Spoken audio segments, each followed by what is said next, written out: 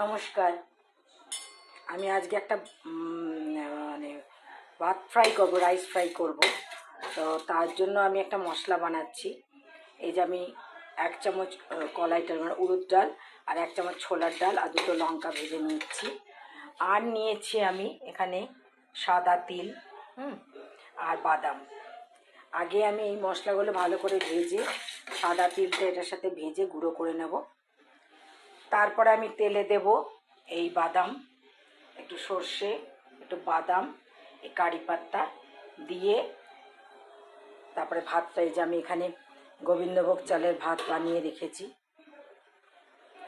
আপনারা যে কোনো চালের ভাতের সাথে করতে পারেন, এটা কোনো ব্যাপার না। এই মশলাগুলোটা তারপরে আমি মেশাবো ভাতটা ভেজে। আমি মশলাটা ভেজে নিই। মশলাটা ভাজা হচ্ছে, যে এই তিলটা একদম শেষে দেবেন।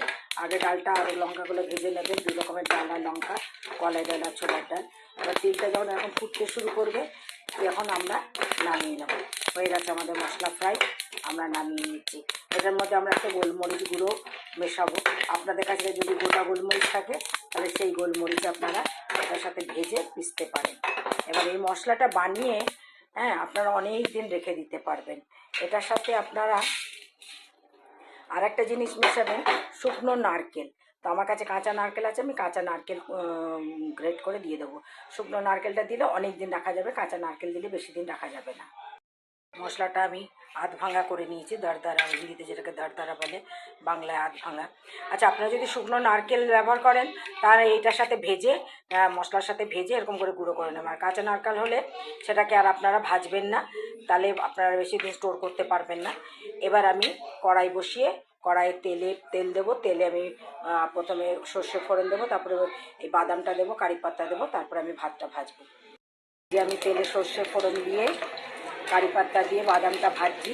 বাদামটা একটু লাল লাল হয়ে গেলে আমি ভাতটা ঢেলে দেবো। তার উপরে মশলাটা দেবো। এই পুরো মশলাটা দেবো না, আমি আন্দাজ মতো দেবো। এই বাকি আমি স্টোর করে রাখবো, বাকিটা পরে আবার যদি কোনো দিন খেতে ইচ্ছা করে তখন করবো। আর যদি যখন শুকনো নারকেল ঘরে থাকে, তাকে শুকনো নারকেল দিয়ে আমি পিষে নেবো। নারকেলটাও একটু দিয়ে দিলাম। নারকেলটাও একটু ভাজা ভাজা হয়ে যাবে। নারকেলটা আমি গ্রেট করে রেখেছিলাম, নারকেলটা একটু ভাজা ভাজা হয়ে যাবে। বাদামটা ভাজা হয়ে গেছে, এবার আমি ভাতটা দিয়ে দেবো। মশলাটা ছড়িয়ে দিয়েছি।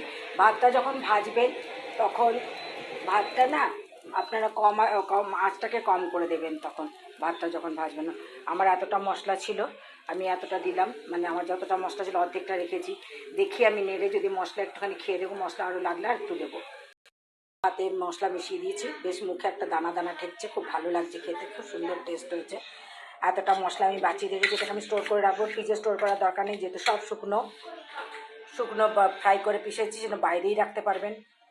আর বারে বারে বলছি, যদি শুকনো নারকেল ব্যবহার করেন, তাহলে এই ডালের সাথে নারকেলটাও ভেজে পিষে রেখে দিতে পারবেন, কোনো কিচ্ছু হবে না। এবার আমি সার্ভ করে দেখাচ্ছি। এইটার সাথে কোনো কিছুর দরকার পড়বে না, কারণ এটার মধ্যে অনেক মশলা আছে, অনেক বাদাম আছে, কারি পাতা আছে, নারকেল আছে। তো আপনাদের কিচ্ছু মশলার দরকার নাই। তাহলে আপনারা এরকম করে বানিয়ে খাবেন, যদি ভালো লাগে একবার বানিয়ে খাবেন, দেখবেন খুব টেস্টি হয়েছে। দারুণ একটা মানে ফ্লেভার আসছে সাউথ ইন্ডিয়ান স্টাইলের। এটা করে মশলাটা করে রেখে দিতে পারবেন, আপনাদের বেশি করে রেখে দিতে পারবেন। ভালো লাগলে লাইক শেয়ার করবেন, কমেন্টস করবেন, সাবস্ক্রাইব করবেন।